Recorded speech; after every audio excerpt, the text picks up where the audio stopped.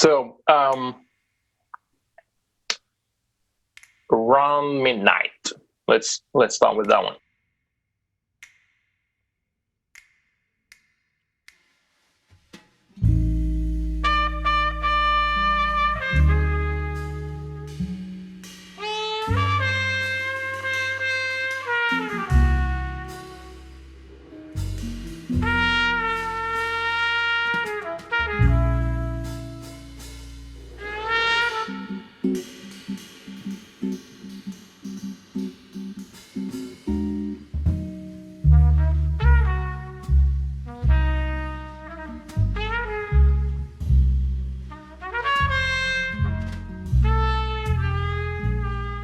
So Around Midnight is a fictional story about an expatriate African-American jazz musician living in Paris. Okay. I don't know if you saw the movie. It's a movie by Clint Eastwood with Dexter Gordon actually playing in the movie. No, I haven't seen that one. He's an expatriate African-American living in Paris. And so I had that first question. How different do you find it is to be an African-American in Paris compared to New York, where you were for a while?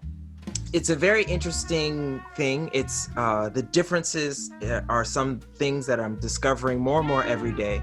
One of the first things that stands out to you is that, well, in the States, as an African-American, especially in New York as an African-American and as a musician, both of those identities are well represented in New York. So you're just one of a number, right? And so trying to stand out there is like a constant task, which I love, that hustle. But in Paris is a little bit different because there's less of both of those two identities, but specifically African-American. Socially, in terms of identity, and that it's a very interesting thing because I'm used to just socially in terms of the state. When you get into non-personal interactions with the state, that is with the functionaries, not just the police, but like all the bureaucracy in the States, in the DMV, all the official government buildings, completely impersonal. What you get is when you're interacting with the individuals there, you get their take on you, right? So you get, if the person is classist, you just get that classism based on whatever their view is of how you look. And if they have racist workings in their mind that they're not deconstructing, you get that. You just get it right in your face. And here you get, it's the same thing. You get that right in your face. As we're dealing with the prefecture, as we're dealing with police and other things, Pôle emploi, you get that. It's classist, and the racism and all those prejudices and are built into the system. But here it's interesting because in the States I'm on the bottom. That's just, as an African American, you're at the bottom. Latinos can be sort of around you, and Native Americans, even though there are way fewer and far between, can be around you. But in general, you're the bottom of the barrel in terms of receiving the negative aspects of those interactions and those biases. But here, I'm not exactly at the bottom. See, because here they kind of treat Arabic people that way. Yeah, I know. And so that can be kind of equal with African people, right? And so I'm, with my skin and my identity and how I appear, they take me as African right away. And then when I start speaking French, some of them are like, yeah, he's African. They're not really hearing the accent, so they just kind of keep it that way and they dismiss. And I've been through some really disgusting, just like dismissive attitudes there, especially at Pôle emploi. But every once in a while, I'll get somebody that's like, oh, you're American. And then that kind of puts me just this little notch up. You know, it's interesting feeling and thinking and being like, man, if I were Ghanaian or Senegalese, or from Cote d'Ivoire, this would be a completely different experience. Well, not completely, but this would be a notch worse experience. And so for living that for the first time, this little notch up is it's interesting. You get a little bit more benefit of the doubt. Yeah, It's just one notch. It's like if I can get in there to actually speak with them and they hear my accent, they're like, oh, okay. And it's just a little bit further. Okay, I'll take a half a second look at your dossier. It's interesting. It's very interesting. Yeah.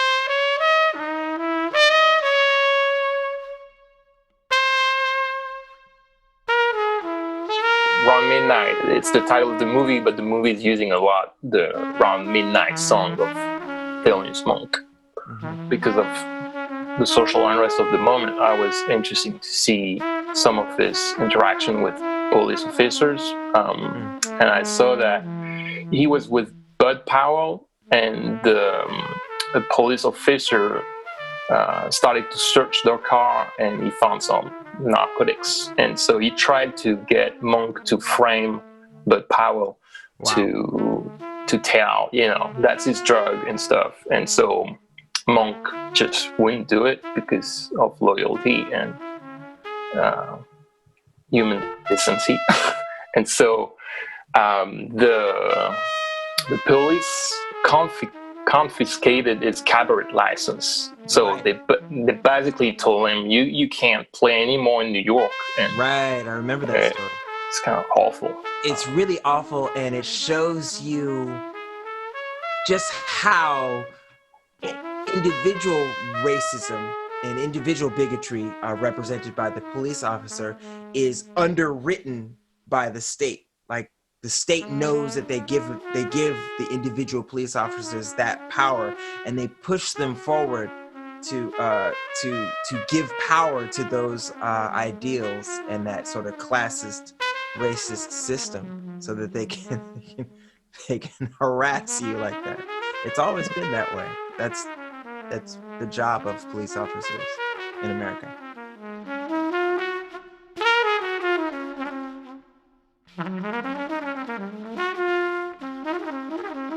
And it seems like things didn't change much. They transformed in different ways. In his time, it was a cabaret license.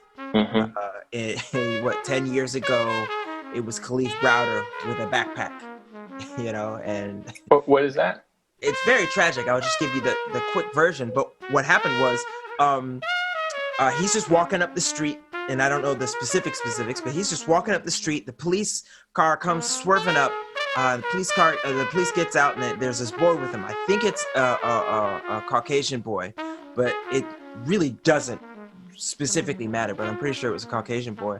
And the police is like, "Is this the guy?" And the kid's like, "Yeah, that's him, right?" And he's like, "You took his backpack." And Khalif is like, "No, I didn't. I don't even have his backpack. I didn't take it. But you took his backpack. Come with us, and you're going to this police officer."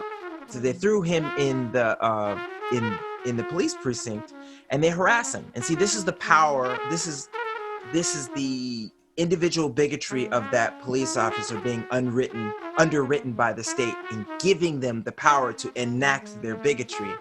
And the police understand that thing that not everybody in social circles understand, and is that's their mandate. That's their job. Their job is to give power to those ideals and principles. And so what happened to Khalif was the police harassed him in there.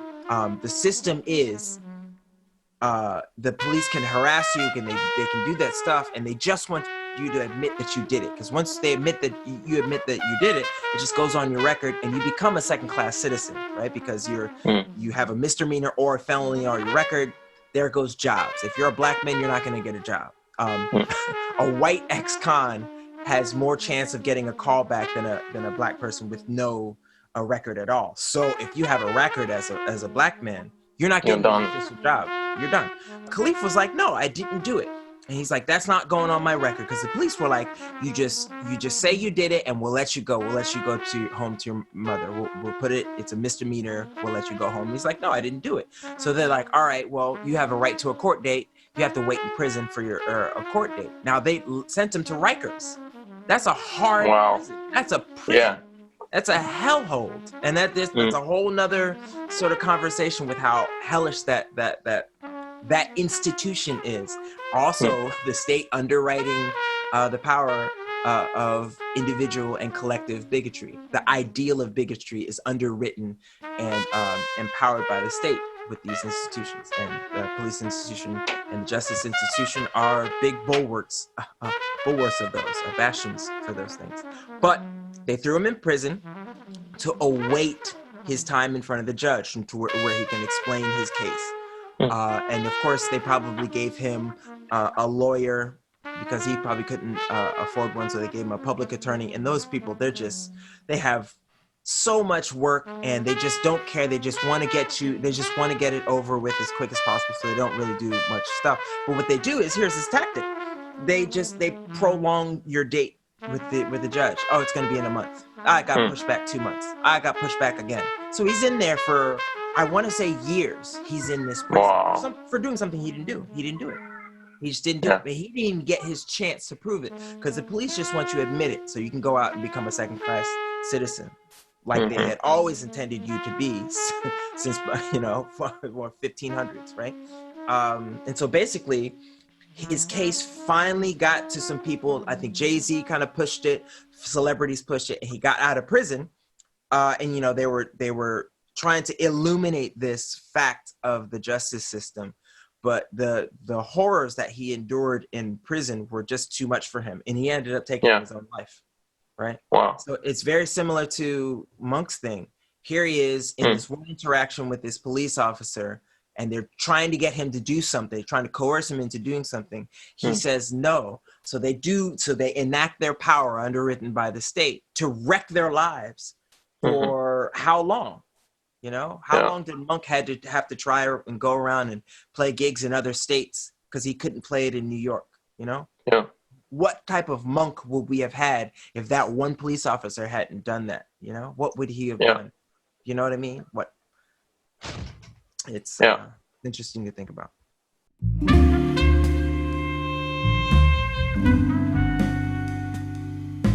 It's a Duke Ellington song, and the movie is a story of two American jazzmen immigrating to Paris, trying to make a career there.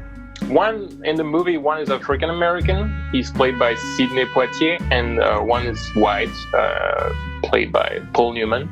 Okay, right. And so now it's like almost 10 years that you became Parisian, or almost Parisian. You're in Rouen. But yeah, it's almost 10 years we met, actually. That's right. 9 years ago in a month. Oh, wow. Wow, good memory. You checked back the dates? No? I wow. remember it so vividly. We got in on the 23rd of August, and I think it was like a Thursday or so like that, but I met you a day or two later, like the 24th or 25th. We played a marriage. Yeah. I remember because you tried to feed me foie gras, and I didn't know. And I ate it. And I'm like, I don't like this.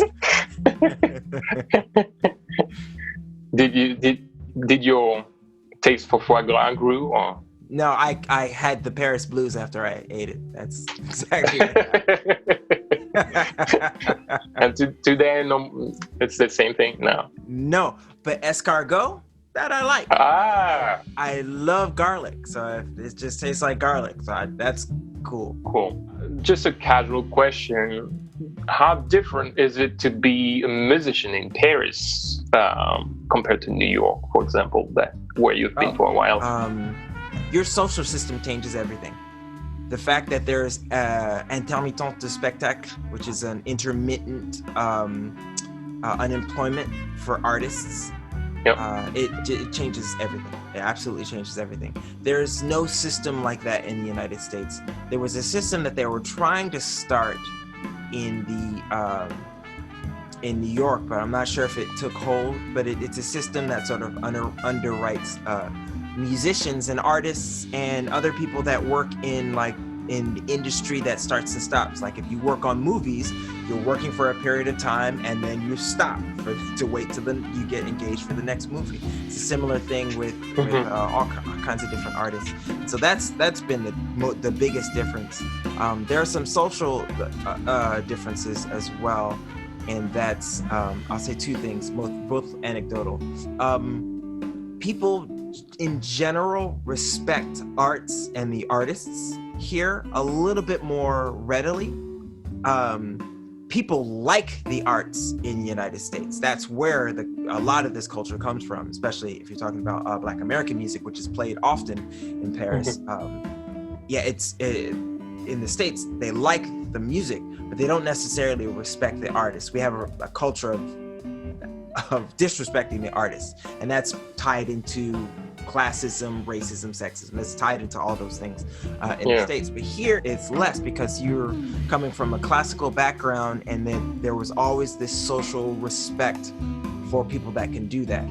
And that's been a big difference. It's hard to kind of like put your finger on exactly what the difference is, but you feel it in the air. Yeah. This air of, oh, okay.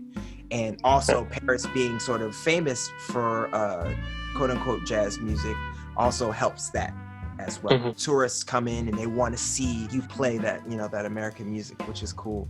The other difference for me, specifically being a trumpet player, is this isn't necessarily a place where there are a lot of trumpet players that play non-classical music, popular and actual music actuelle. There's just not a lot. So at the same time, there's less competition for me, but also there's less demand because there's just less trumpet players, So it almost evens out with the calls that I get. Luckily, I play other instruments. Yeah, you're like a poly-instrumentist warrior. Like tonight, we're hearing you on flute and trumpet, but you can also play very well the guitar and the bass and maybe other instruments, since I saw you now. I'm just trying to get gigs, man. It's interesting, the interest for the arts. There is, like, I have kind of a theory in my mind, because I have the impression that classical musicians in the States are a little bit more respected than jazz musicians. Oh my goodness. Oh yeah. Even in the institutions where we both learn, we pay the same amount. Yeah. We're more respected. Yeah. And I was like thinking, well, the jazz tradition, it's like Black American music. And so it's like, because of that white supremacy, it's like wanting to shut down those voices and considering them as less valuable. Right. While it's written into the culture. It comes right out of that. And that's why this whole BAM movement thing is so important for musicians whose identity aren't African American. Because it's like, hey, if you're playing the music that comes from these people, you need to understand who the people are and what they've gone through, because you're going to go through some of the similar things. You get disrespected at the club. Guess what? It's because the music comes from us. So there's a culture of disrespecting jazz musicians. You didn't get paid. Yeah, they didn't pay us either. You see? So BAM and BLM is really a fight for everybody. That's the thing I really want to impress for we all lift up. If we lift up the least of us. Yeah, most definitely. Just for people who don't know, you're referring to BAM as Black American music. That's correct. It's like, maybe I'm wrong, but I have the impression Nicholas Payton started to use that description. He's certainly the lightning rod that blasted it out, if he's not the actual person that came up with that hashtag. But yes. Yeah, it's like a way to take a little bit of distance with the word jazz, because it was kind of a pejorative word that came from jazz, right? Right. The easiest way for me to explain it to people is like, what if you had a child and the state came in, or the popular people came in and told you what your child's name is, and then they grow up with that name and everybody's calling them that name, and it's like, hey, I can't name my own child, or I can't name. What if they gave you your own name, but I can't name myself? And then en plus, how do you say en plus? And in addition of that, in addition, they name you after something a little bit pejorative. So how the story goes is Jass, Jass, which evolved to jazz, was what people went to a brothel to get. Now, that's the act that they went there to do, or the thing they went to get was called jazz at the time. Now, in those same clubs, they had music, and at the time there was no, electric music to be playing, so everybody had to play music. So they were playing swing and ragtime and these types of musics. But the people outside the culture said, "Hey, that's jazz." Right? It might have been that sort of cultural disconnect which just exists between the core cultural Americans and African Americans, where they don't really understand our culture, but they grab pieces of it and just misinterpret it. It's almost like American culture in general did to French culture by calling the main dish entree. Like, we listened to that word and was like, "Oh, that's the main dish." It's like, no, it's literally entry dish. No, it's the main dish. You know what I mean? So we took something that was not part of our culture, we turned it around because we didn't understand it, and now that's just the thing because of the power of our ability to control the narrative. So whole cultural Americans came in controlling the narrative with that power and just said, "Hey, that's jazz." They didn't ask questions. They were like, that's that jazz music. And there's also this sort of deigning or like pejorative or a condescending vibe with that. And so what the BAM movement is basically reclaiming the progeny of the music, and reclaiming the name and saying, "Hey, no, this isn't just this one thing. It's broad."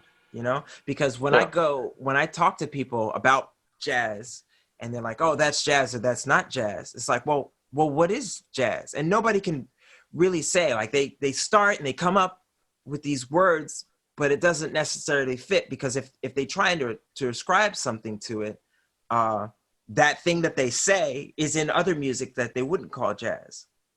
Or it's not in some music that they know is jazz. Do you know what I mean? Oh, it has to swing. Well, not all jazz swings. It has to be a 4/4 or 3/4. Not all jazz is like that. There's no breath. Some jazz is funky. Do you know what I mean? If you want to call it jazz, do you know what I mean? It doesn't have to have improvisation. It's like the people use this term because it's been the narrative has been controlled for us to use it, but we don't really think profoundly or think like deeply about it to be like, wait a minute, why do we use that? Or what does the word mean? And so this is sort of like, hey, let's reclaim this.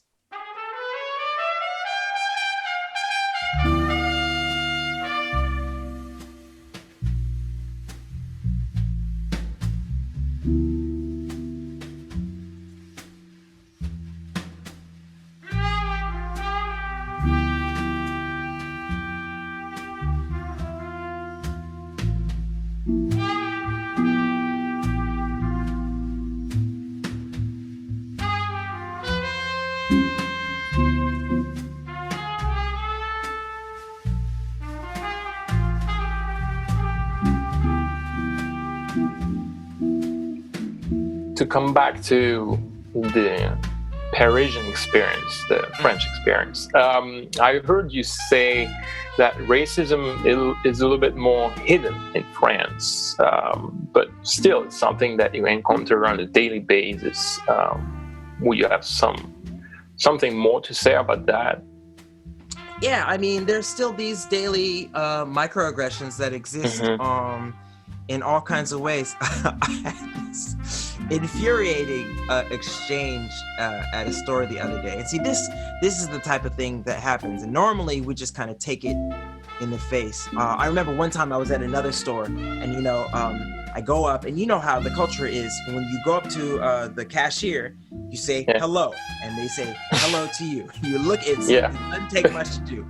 And I go up to this lady and I say hello.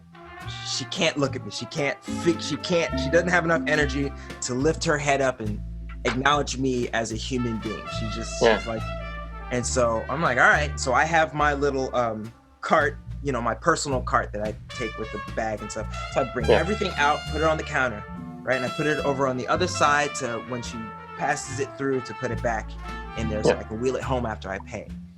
Here she finds all the energy that she couldn't find to lift her head. She stands up and just craning her neck to look in my bag. In your basket. Basically accusing me of stealing.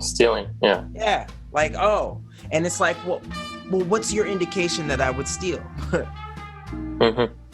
Yeah, and there's just things like that. The other incident was at a music store that I still won't go back to. I tried to return these two things that were too expensive and I didn't need it. You know, it's during the COVID. I don't have any gigs, so I'm like trying to economize a little bit. So I was going to bring these things back that I had for, you know, a couple weeks. So I brought them back and I was like, hey, can I exchange these? The first guy was like, he checked them out. He looked at everything. Everything's cool, proper. Okay, neat. He puts them back. Okay, my colleague will come out and deal with you. So like, okay. I'm sitting there waiting for like 10, 15 minutes, which is fine. You know, they have stuff to do. They're dealing with stuff. No worries. This old man comes out of the back. And now one of the things that if you're of a marginalized identity, you notice things about the dominant identity even when they don't know that they're presenting those things. If you're a woman, you notice when a guy's about to treat you a certain way, even though we as men don't really notice that because we don't have to. We're the dominant identity on that metric. And it's the same thing with African American, black and brown people when we deal with white people, specifically old white people that come from a different era. So right away, I'm looking at the look on his face and I'm like, okay. I do all the, you know, the tactics, you know, the don't scare the white people tactics that I do. You know, my voice is really calm, no sudden movements, really slow, and just kind of really like, I just want a nice exchange, right? So he starts asking me these questions like, you know, why do I want to exchange it? And I'm coming from America, so I'm like, I really don't have to explain that to you. Yeah.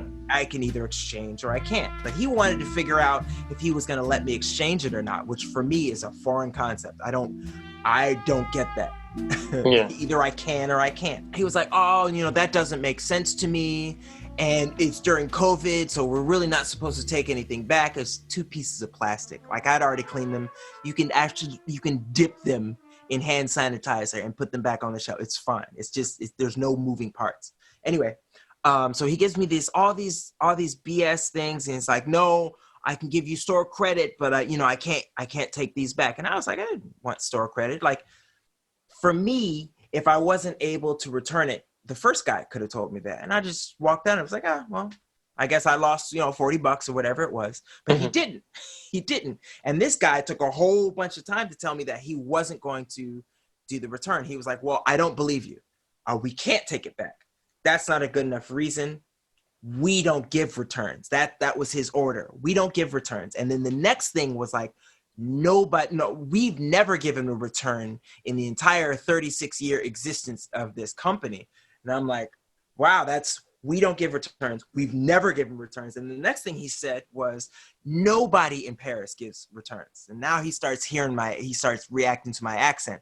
I'm clearly not French, right? So he starts like, maybe that's what they do where you're from, but here we don't do that. And you probably don't even understand what I'm saying. Like he was giving all these signals. It was condescending. Really disgusting. It was so condescending. And I'm talking to him, and the next thing he says is, I help kids in what we would say inner cities, but he said quartier populaire. And I'm like, what does that have to do with it? Yeah. Like I help. What does that and that one, I lost it. And I stormed out. Because what does that have to do with it? But that lets you know it was about my identity. Because I hadn't said anything about me being black and him being white. Nothing. I kept it on the topic. Because I already know you look at me different because I'm black. He was starting to feel bad. Because he knew what he was doing. He knew what he was doing. He was starting to pick up on his own racism. Yeah, racism, prejudice, and bias. Yeah, exactly. And so, it's there. That was a particularly boisterous and loud confrontation. But there are microaggressions all the time. But you're right. It is a little bit hidden.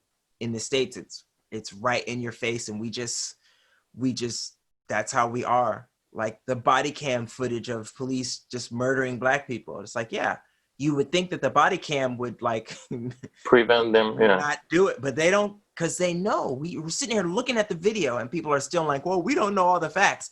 We know he was alive before he met that cop and then he died. We know he doesn't have any weapons. Mm-hmm. What more do we need to know for his life to have been worth something? Yeah. But here, yeah, it's a lot more hidden, but it's there. Oh, the one thing I like to say to people because people like to pretend that France and Europe in general is completely devoid of racism. And it's like, if racism is wine, the grapes came from Europe. Yeah. I mean, America, it's just a bunch of Europeans who immigrated. That's right. I mean, the white folks.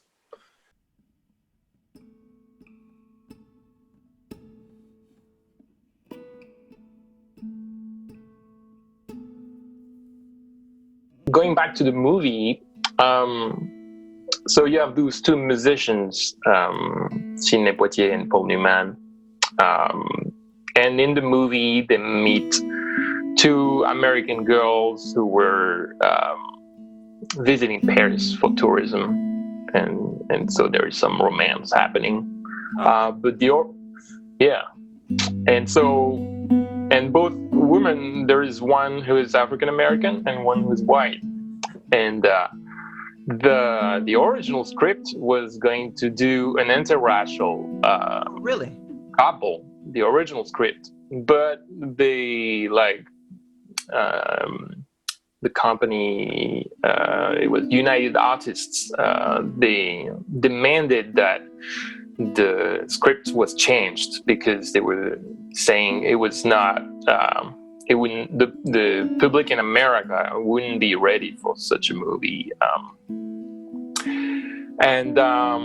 It was in 1961, just in the middle of the Freedom Riders movement, the fights that the segregation abolishment that was supposed to be in effect was not in effect. And so it's kind of sad that this happened. And so do you think at some point the film industry has been pushing civil rights, or not at all? All of our media, that's the film industry, the small screen TV, and news and stuff, they have a role. Sometimes they're trying to profit from the spectacle that is, and that has its own damage, whether they're playing videos of Black people just getting killed by police over and over and over, so it desensitizes the public. Or the president, one of the big reasons why he was elected is because they just played him over and over. They gave him 60% of the airtime over everybody else, just because it made ratings. So sometimes it's just like, hey, we just want to make ratings, and sometimes it's like a concert. It's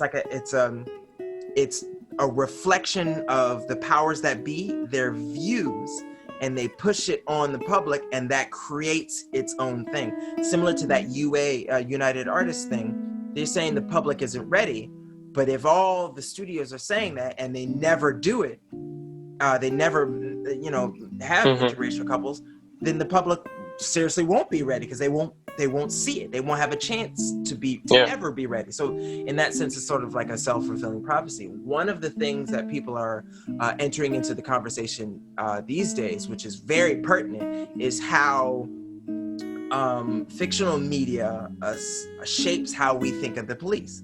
We're looking at all these cop shows, and it's like, there's a dirty cop here or there, but for the most part, you see all these cop shows, and the cops are the good guys. And we know it's fiction, but our subconscious doesn't. Like they were doing studies about that.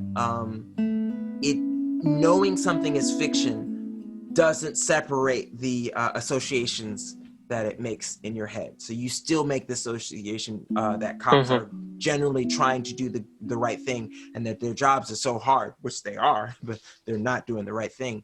And that they're, if they bend the law a little bit, it's for a good cause. The ends always justify the means, or at least the intentions justify the means. So it sort of manufactures the consent of the existence of the police, while at the same time creating this illusion of what the police are, which has nothing to do with how they actually are in actuality, which is why today you have a generation of white people that are just now waking up to things the police have always done. Always. Like, look, Black people are not surprised. We've known this since what, 1875, when the ancient slave catchers turned their badges in to become police officers, and they designed this whole system based on the exodus of the enslaved African Americans from the plantations. Like, we understand that this whole system was conceived at that moment for this purpose, but people are waking up to it in part because of the media and the current modernity, the current portrayal of police.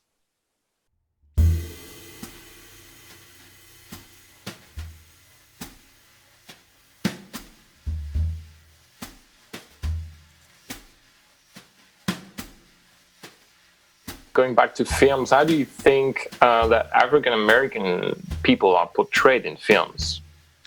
It's changing these days. It's getting more diverse. You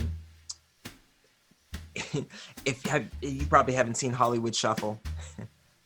Hollywood Shuffle is a movie by Robert Townsend. Robert Townsend. Basically, it's a funny movie that anecdotally shows how it is to be a marginalized identity in Hollywood. You get these messed up roles, and it's like, as an individual, you can take this role that's going to set your people back 15 paces because you play a drug dealer that beats his old lady. But if you don't take it, it's 5 guys right there that's going to take it. You know what I mean? And it's like, how are you going to become the next Denzel Washington if you don't take the role? Yeah. You know? But it's starting to change. There are people like, things are getting changed. Studios are starting to take more steps to change the public's perception of these things. There've been some, positive movies out there, and that bring forth people like Donald Glover, who was on the show Community, a very funny person. He's also a very talented musician and writer, but he also wrote a show called Atlanta, which is, if not a predominantly Black cast, a fully Black cast. But in it, you get all kinds of characters. Like, you see the depth that is actually the African American experience, which isn't a monolithic thing. Like, all these characters. One man has an alligator in his house. Another guy is he's just kind of a nerdy kid trying to make it, and it's just like, shows like that show you the depth of character, and help change the public perception of things. So I have hope. But it's like you're talking mostly about today, but in the past it was very different. Oh yeah, it was obvious. Like, they're just taking down. I'm happy to announce that the show Cops is off the air, because that was horrible. Because all they showed was African Americans getting beat down by police. So you just make the association. There are brands that are starting to pull their the racist logos off. Aunt Jemima's. Aunt Jemima. And I'm not sure if Uncle Ben's Rice is going to pull that too. The Washington football squad, which is my favorite team, as you can see, my logo-less jersey that I get from my brother on the wall. But they're finally going back to the table to maybe change their name. And I really hope they change their name, because I want to root for them again. But I can't until they change the name. But like, these things that are in the past were awful and just accepted are starting to change, which is it's good to see. Yeah, maybe one day you'll want to come back to America. No.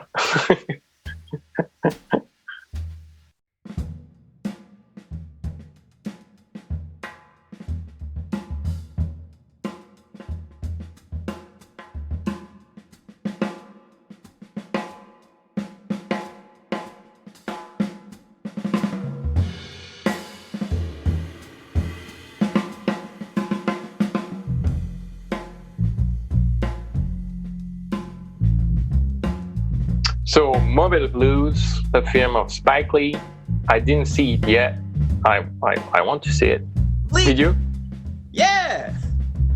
Bleak, yeah. Yeah. Bleak is Denzel Washington's character. Yeah. Yeah. It's Denzel Washington and Wesley Snipes. I gotta watch it again because I'm fuzzy on the details. But yeah, that's the movie right there. It's ending pretty sour because he has trouble with his girlfriends, and then his manager has a debts, and he's get beaten by the mob who wants to get the money. So Denzel Washington is the trumpet player in that movie, and so yeah, it reminded me of the story of Miles Davis, who got arrested in New York and beaten by the police while he was just his name was like on the front. He was like doing the show. Have you ever been in those kinds of situation? I mean, maybe not beaten, but where you felt for your life? Every single time I come in contact with a police officer, I'm in fear for my life. It's just every time. Now, I've never been struck by them. I've never been arrested. I am blessed not to have gone through that. My father, I'm blessed to have a father that I have, a mother and father I have, and parents that put me in situations that weren't adjacent to the situations that the police normally harass. I have an elocution that sort of X's me out of the typical person that they're after. So they listen to me speak and they hear the words that I use and the inflections and accents that I use, and they think maybe this kid isn't, from the hood. Maybe he might have a parent that could actually, do some damage. So as long as I stay straight and kind of just, don't really push, and I never push, because they have guns. They could just pull a gun out and shoot you, and just sprinkle some crack, because this is what they are. This is the constant terrorist harassment that they represent in the community. But yeah, I've had interactions with them, but I do the codes. I do all the codes that I know they gel with in a way that makes them think that I'm not a threat. I usually have an instrument on me, which helps. Hey, as a trumpet player, he's got a guitar. I'm always on my way somewhere. I'm never just kind of loitering. And these are things. These are survival tactics. This isn't to say if people would just do this, then they'd be better off. Absolutely not. This is how I get by, because I don't want them to see me. I don't want them to notice me. They're like Dementors, if you know Harry Potter. Like, you just have to. Like, my trumpet is my Patronus, and that's what kind of keeps them away. But if I didn't have that, they'd just, eat my soul like they were designed to do. Wow. Thanks for sharing. Absolutely. I don't have those kinds of second thoughts when I'm walking in the street. I'm glad you don't. Nobody should. Yeah. Nobody should. For sure. I agree with you.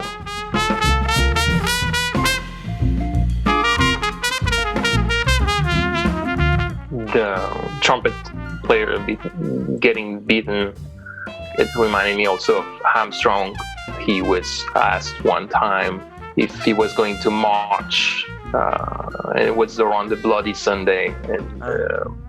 And so he said, I quote, "My life is my music. They would beat me on the mouth if I marched. And without my mouth, I wouldn't be able to blow my horn. They would beat Jesus if he was black and marched." And so, Jesus was certainly black, but certainly beat him, killed him. Yeah, and so does that resonate in some way with you today? Most definitely. I am definitely not about shaming the individual. I'm more about indicting systems and ideologies. But I realize that the individual, and this is a bastion for some of the arguments. People with any point of view sometimes reduce everything to the individual and then apply that logic to everyone. You can't do that.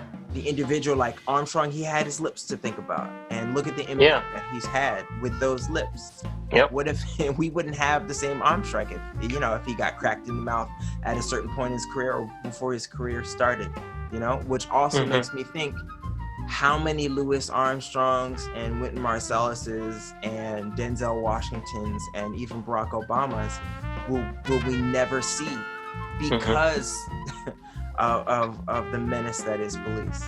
And also because of mass incarceration. That's all of this is all part and parcel. Like, how many have we flushed down the system that would have been one of these luminaries that brings us forward with their art, their voice, their presence. But I'll never get on an individual for not going to a march or not doing whatever it is. You know what I mean? I'm just not about shaming individuals. No, of course. Decide what's best for you. Now we can discuss the issues. We can talk about that, but I never be like, you didn't go to the march, so you can't, or you have an interracial relationship, so you can't say this about this. That's not where it's at. I'm completely not about that. No, but of course, it's not shameful at all. It's just sad in regard of freedom of speech that you can't even protest without fearing for your life. You see, and that's how the system works.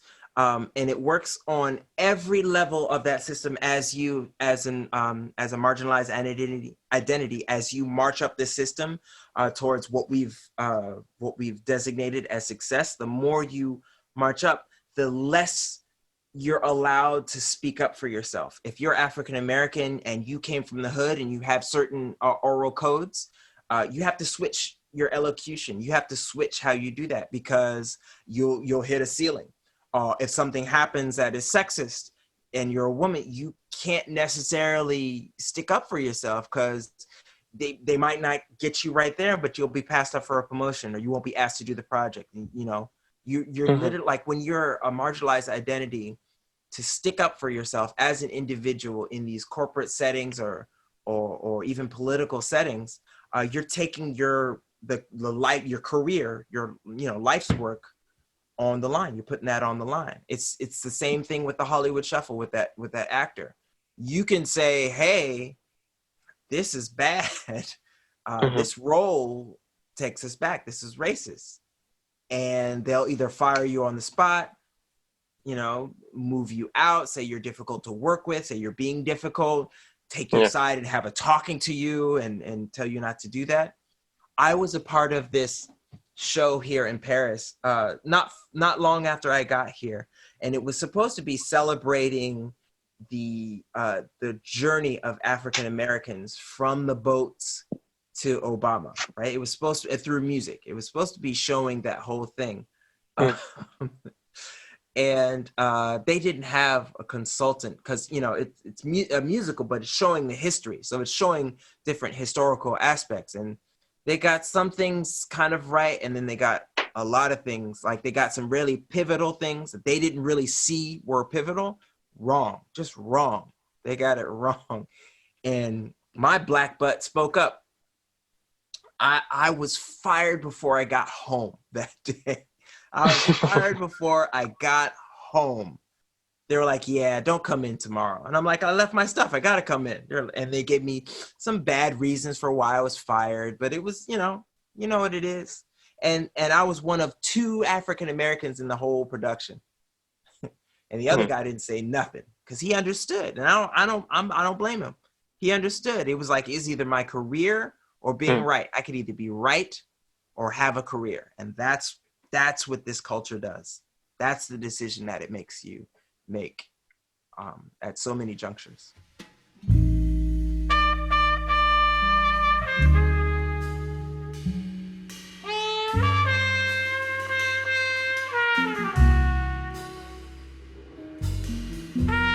Quote of Armstrong is pretty strong about Jesus. Where do you think he would have been in this conversation? Jesus? Yeah. I think he would have been on the side of the people, but I can't put many words in Jesus's mouth. I know he was countercultural. I know he was revolutionary. I know he was about the people, and I know he wasn't about legalism or the system. But I also know he said, "Give to Caesar what is his." You know, so Jesus, in my mind, is really similar to that to Aslan in the Lion, the Witch, and the Wardrobe in Narnia, because he was a lion and untamed, you know? So I really try not to paint this lamb identity of Jesus without his teeth. Do you know what I mean? Oh, Jesus would never hurt a fly, and this, it's like, nah, he turned over the tables in the temple. Do you know what I mean? Like, nah, he's a lion. So I don't know exactly where Jesus would be, but I would like to think that he would be on the side of justice, actual justice, and of course, yeah, changing oppressive systems. Yeah, yeah. I think he would be marching.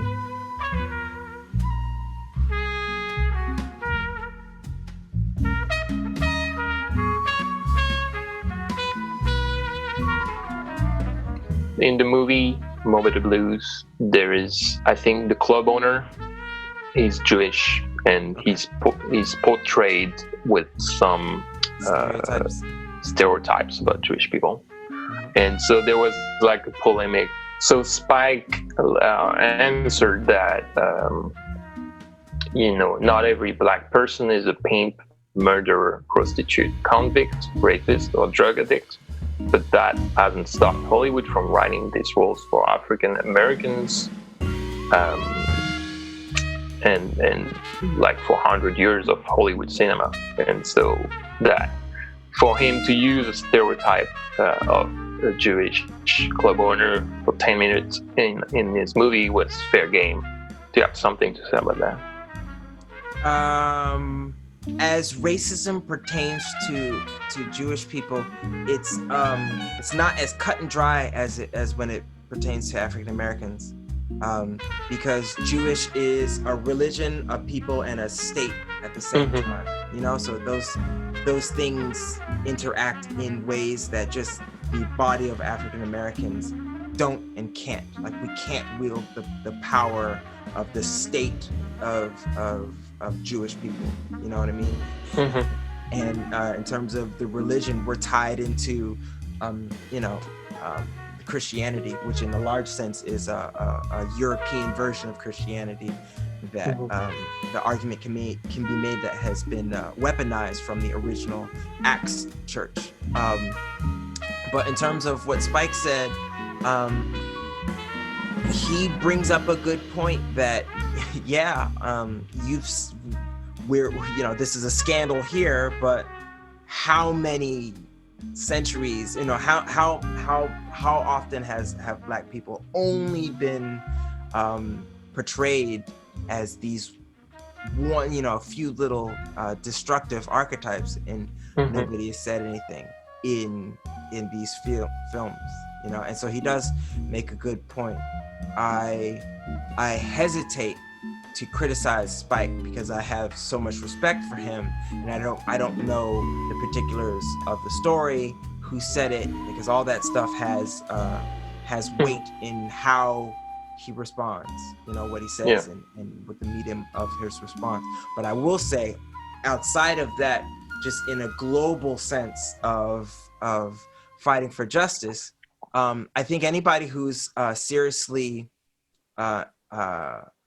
wishing for justice, or who seriously wants justice for themselves, they have to understand that they can't have justice for themselves while they deny justice for somebody else. And once again, I'm not saying that that's what Spike was doing. I'm saying that as all of us that are concerned with justice, we have to make sure that we include justice for everyone, not just ourselves. And in our thinking, that doesn't mean you have to go out and fight for everyone.